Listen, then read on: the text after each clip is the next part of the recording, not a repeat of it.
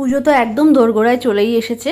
আর আমি খুব একটা বেশি ভিডিও এখন ছাড়তে পারি না, তবে পুজোর স্পেশাল কয়েকটা রেসিপি তোমাদের সাথে শেয়ার করব। আশা করি আমার অন্যান্য রেসিপিগুলোর মতো এটাও অনেক ভালো লাগবে। নমস্কার, আমি অন্তরা চলে এসেছি আজকে বারাসাত থেকে তোমাদের সাথে শেয়ার করব ফিশ মাঞ্চুরিয়ান। পুজোর দিনগুলোকে স্পেশাল করে তোলার জন্য কিন্তু এরকম ধরনের বিভিন্ন রেসিপি আমরা বাড়িতে ট্রাই করতেই পারি, যেগুলোতে খুব একটা বেশি সময়ও লাগবে না আর খেতেও হবে খুব ভালো। সেই রেসিপি আজকে তোমাদের সাথে শেয়ার করব। আজকে কাতলা মাছ দিয়ে ফিশ মাঞ্চুরিয়ান তোমাদের সঙ্গে শেয়ার করব।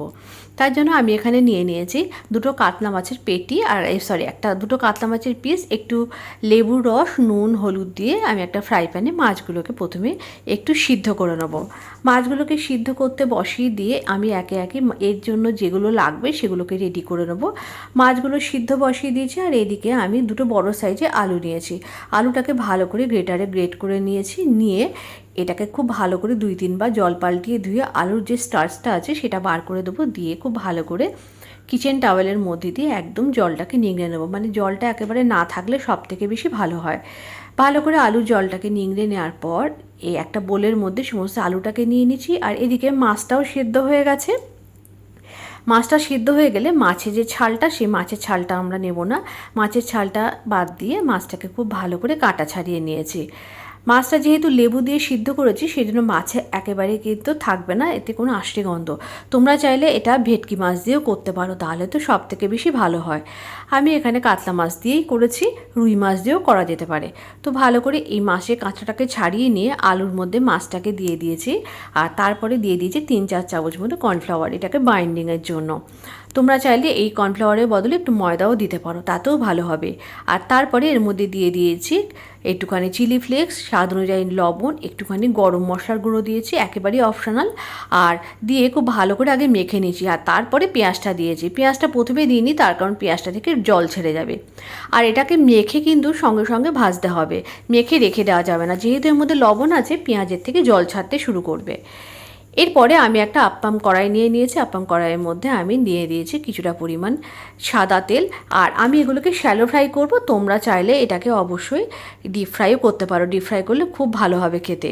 আর এদিকে আমি একটা মশলার পেস্ট বানিয়ে নেবো। তার জন্য টমেটো, কাঁচা লঙ্কা, রসুন, আদা দিয়ে খুব ভালো করে আমি একটা মশলার পেস্ট বানিয়ে নিয়েছি। যেহেতু আমি মাঞ্চুরিয়ান বানাবো সেই জন্য এখানে তোমরা যদি চাও থেতো করেও দিতে পারো এগুলো, কিন্তু আমি একটু গ্রেভি করব বলে একটু পেস্ট করে নিয়েছি। আর এদিকে কিছুটা ক্যাপসিকাম আর পেঁয়াজ একটুখানি কিউব করে কেটে নিয়েছি।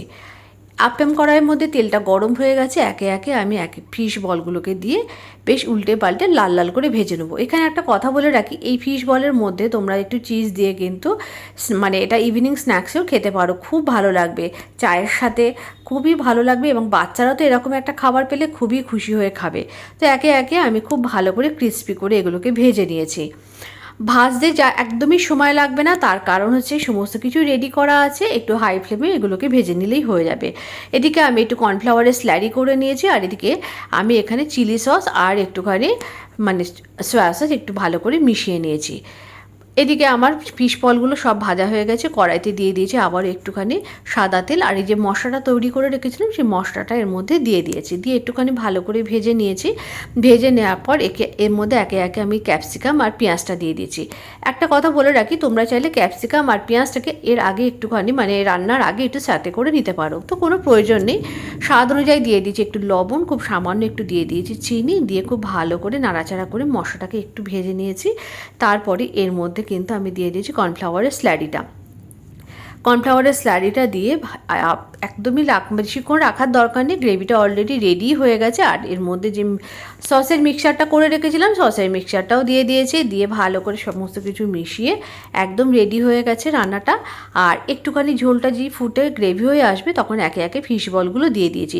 ফিশ বলগুলো দিয়ে খুব বেশিক্ষণ রান্না করার দরকার নেই, যেহেতু ফিশ বলগুলো নরম সেই জন্য ভেঙে যাওয়ার ভয় থাকতে পারে। তোমরা চাইলে গ্রেভির মধ্যে না দিয়ে তোমরা একটা যে বোলের মধ্যে সার্ভ করবে তার মধ্যে দিয়েও কিন্তু তোমরা ফিশ বলগুলোর ওপরে গ্রেভিটা ছড়িয়ে দিতে পারো। রান্নাটা একেবারে রেডি হয়ে গেছে। এবারে রান্নাটাকে গরম গরম সার্ভ করেছি। আর নামানোর আগে এর মধ্যে আমি একটুখানি স্প্রিং অনিয়ন দিয়ে দিয়েছি। স্প্রিং অনিয়ন কিন্তু বাজারে এখন উঠে গেছে, পাওয়াই যাচ্ছে। যেমন এখন ফুলকপি, বাঁধাকপি 12 মাস পাওয়া যায়, এই জিনিসগুলো এখন দেখেছি বেশ 12 মাস পাওয়া যায়। রান্নাটা একেবারে গরম গরম সার্ভ করব। আর আমি এর সাথে বানিয়েছিলাম ফ্রাইড রাইস। তো তোমরা গরম গরম পরোটা বা আটার রুটি বা আটা ময়দা মিশিয়ে রুটির সাথেও কিন্তু এটা খুব ভালো লাগবে। তো কেমন লাগলো আজকে এই রেসিপিটা অবশ্যই কমেন্ট করে জানাবে। এরকম নিত্য নতুন রান্নার আপডেট পেতে অবশ্যই অন্তরা পেজের সাথে যুক্ত থেকো। আর পুজোর দিনগুলোতে কিন্তু এরকম সুন্দর সুন্দর রেসিপি তোমরা অবশ্যই ট্রাই করতে পারো। আজকের রেসিপিটা তাহলে এই পর্যন্ত, আবার দেখা হবে পরবর্তী ভিডিওতে আর একটা নতুন কোনো রেসিপির সাথে।